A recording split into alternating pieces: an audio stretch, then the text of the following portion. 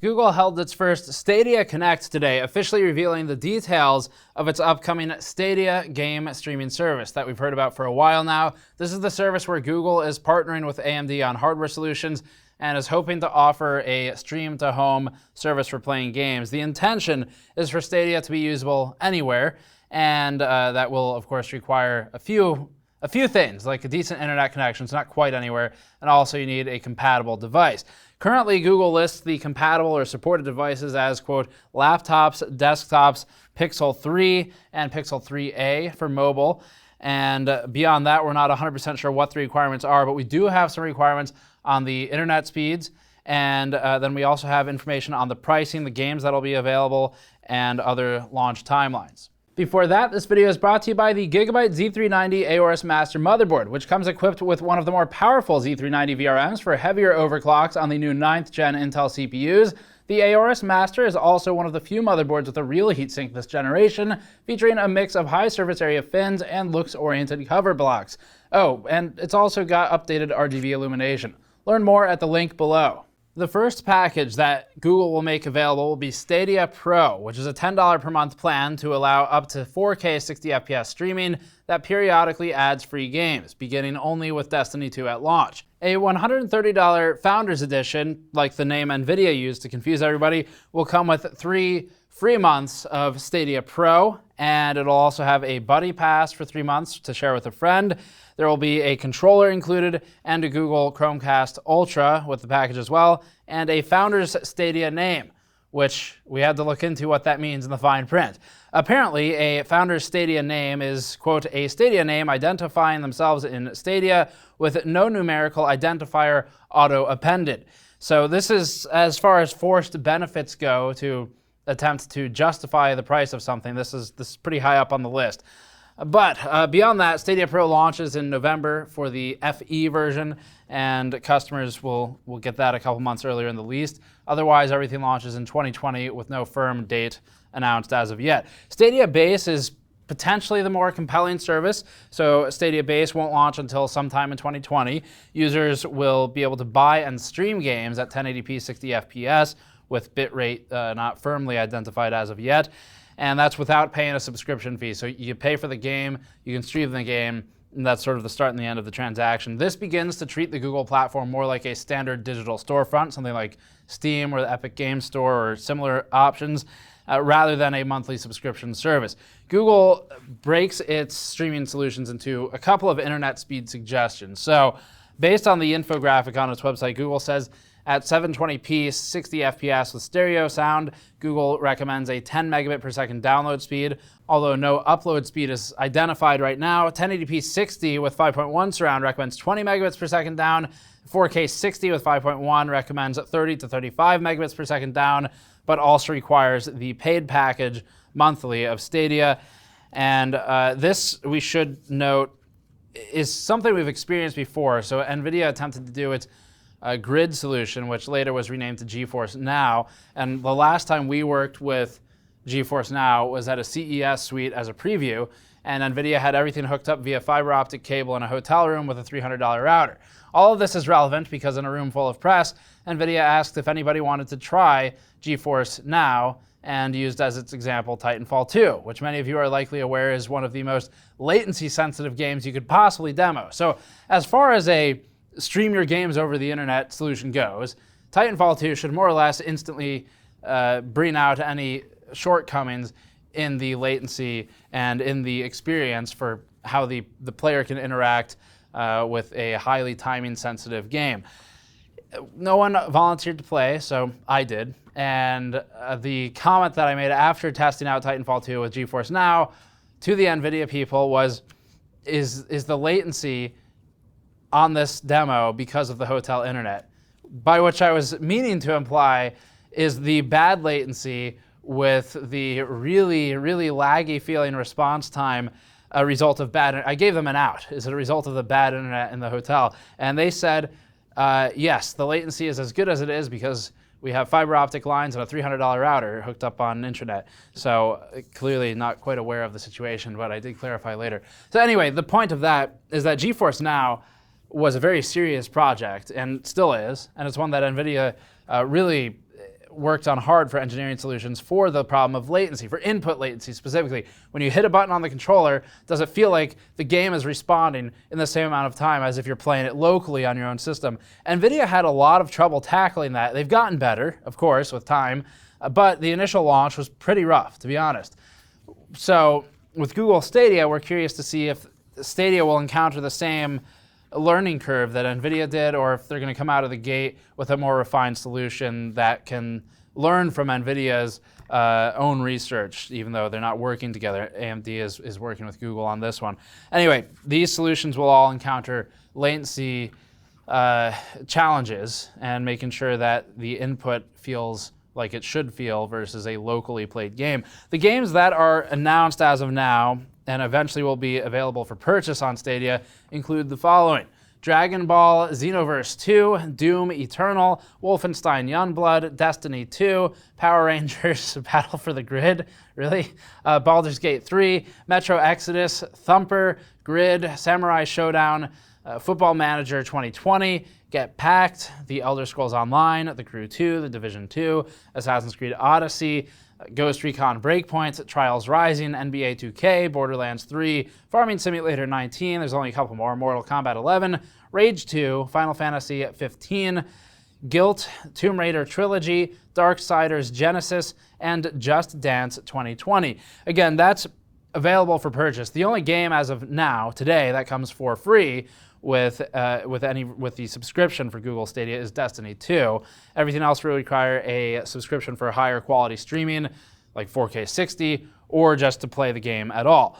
You can purchase the game and stream it in lower quality without a subscription, as stated earlier, 1080 for example, 60, but anything higher will require a subscription. Bungie's Shadowkeep expansion stream took place immediately after the Stadia stream, where Bungie confirmed that Destiny 2 is getting a basic free-to-play release on Steam, moving to Steam now, and the whole package, including the DLC, all the DLC and Shadowkeep, is $60 on Steam. So that is going to be included for, in quotes here, free with the Pro version of Stadia. The quotes there being because you're still paying monthly. So you're either paying $10 per month or you pay $130 for the Founders Edition to get it 3 months early and get a special name without a number at the end of it or something. But, so anyway, after you hit the 6-month point, you should have just bought it on Steam or something instead. But either way, that's what Google's big announcement was. It's just that after Bungie went and announced that they're releasing a version of Destiny 2 for free on Steam, not all of it, but a good part of it, and also you can buy Destiny 2 for reasonably priced on Steam as well. It does take a bit of the wind out of the sails of the Google announcement. Guilt and Get Packed are Stadia exclusive right now.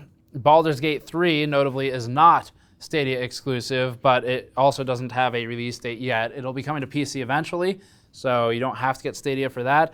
Release date is TBD. It is not necessarily coming out in November. One thing to keep in mind here, one thing that we're a bit concerned about from a consumer standpoint, is that Google does have a history of terminating quite a lot of its services and products. Google Glass, for example, although it's come back in some capacity very recently. And in the business of terminating products and services, you have to be a little bit concerned as a consumer of what happens to your purchases if it goes away. The same concern exists with Steam to some extent, although Steam is proven at this point. It is firmly secure in its position as of now, so not a big concern anymore. But something to keep in mind is that Google needs to prove itself here. The Stadia controller is the only dedicated hardware announced for the service so far, and it's not required to use the service, but it does come with the Founders Edition. It also comes with a dedicated Google Assistant built into it if you want something to spy on you, and has some game capture buttons as well. The controller alone is $70. The Xbox One controllers, just for perspective, if you don't really pay attention to them, are about $40 at present. The Founders Edition will be only available in the countries we've got listed here. Many of these countries rank high on the list of countries with fastest internet options out there. The USA notably does not, but it is available in the US. Belgium, Finland, Canada, Denmark, France, Germany, Ireland, Italy, Netherlands, Norway, Spain, Sweden, the UK, and the US, excluding Hawaii and Guam, will all have Google Stadia available. And then for a short list here of the Benefits of Pro versus Base, Google's got some notes on that as well. $10 a month for Pro, and 3 months of that are included with the $130 you pay for Founders Edition. The resolution with Pro is up to 4K. With Base, it only goes up to 1080p. The frame rate is 60 FPS for both, capped, max. And the sound is 5.1 with Pro. It's more of a home theater thing. Not if you're a PC player, you don't need to worry quite as much about this. Sound is stereo for Base. And the kind of funny thing to note is that Google's graphic does say both Pro and Base allow you to give them money whenever you want to, so that's great news. Additional free games released regularly, apparently yes, with Stadia Pro. Starts with Destiny 2, the collection does not name games immediately on the horizon.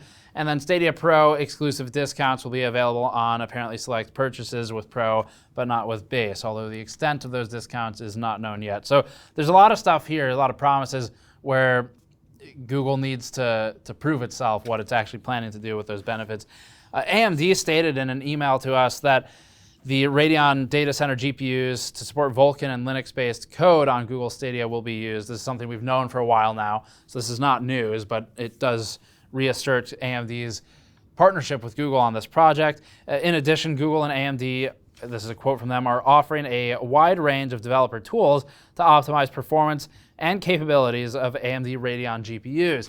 Interestingly, some games like Final Fantasy 15 that are included in this list of Stadia games do have a lot of NVIDIA features, like Hairworks, for instance, where you can use them with AMD cards, but it's not typically a great experience. And it's also not typically a great experience on NVIDIA cards, to be fair. So we're curious to see if those options remain and how it'll work out. It'll be interesting from a benchmarking perspective. We also don't know the extent to which graphics settings tuning will be available, if at all, via Stadia right now. And there's still a lot we need to see on how exactly this works. NVIDIA not partnering with Stadia or Google on this is not surprising because NVIDIA likely sees Stadia as a competitor to its own GeForce Now, mentioned earlier, and probably has higher pricing. Same reason they kind of stay out of consoles. So NVIDIA's in a position where it can demand a lot more from partners, and if it feels that their competitors probably will just not work with them at all. So that more or less recaps it.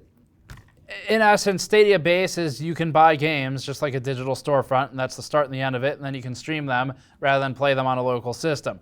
This is beneficial entirely and mostly only if you have a system that doesn't meet the requirements. Maybe you've got a laptop or an older computer that's not well equipped, or if you're trying to do something like stream via Chromecast, which is included with the Founders Edition version of Stadia, or the Pro Founders Edition version. Additionally, streaming via the Pixel 3 is something that is worthy of note, and then the rest, we will have to see how it works out. This is probably not something that most of the PC enthusiasts in our audience will particularly care about right now because it doesn't require building a high-end machine to use. That said, game streaming, we think, eventually will be a significant market, a significant part of the gaming or the PC hardware economy, because it's kind of like movies on demand. Over time, as these servers that run the games remotely get better, as the latency gets better for input, it does seem like it's a natural step to start doing games on demand, just like movies on demand, so that people who are more mainstream, not in our audience, people who have no knowledge or understanding or desire to learn about things like PC hardware, that would be really the primary target. If you can hit those people with games on demand where all they do is run the game off their smart TV, then that does seem like a potentially big audience. Now, how it works out technologically, that remains to be seen, because thus far, games as an online service streamed have had a rough start. It's probably something that will eventually be conquered, but we just don't know when yet. Anyway, that'll recap the Google Stadia announcement. Let us know what you think below. We are genuinely curious. Likely a lot of you are going to have a negative response to this. But for those of you who are excited about this, let us know why, because we're curious what our audience thinks, and specifically what parts of this announcement do you find are either very interesting to you or promising, or on the other side, what parts of the announcement do you find to be comical or just completely uninteresting to you as a PC enthusiast. And that will help us figure out how much we should cover this going forward. Subscribe for more. Go to patreon.com/gamersnexus to help us out directly, or store.gamersnexus.net to pick up a shirt like this one. Thanks for watching. We'll see you all next time.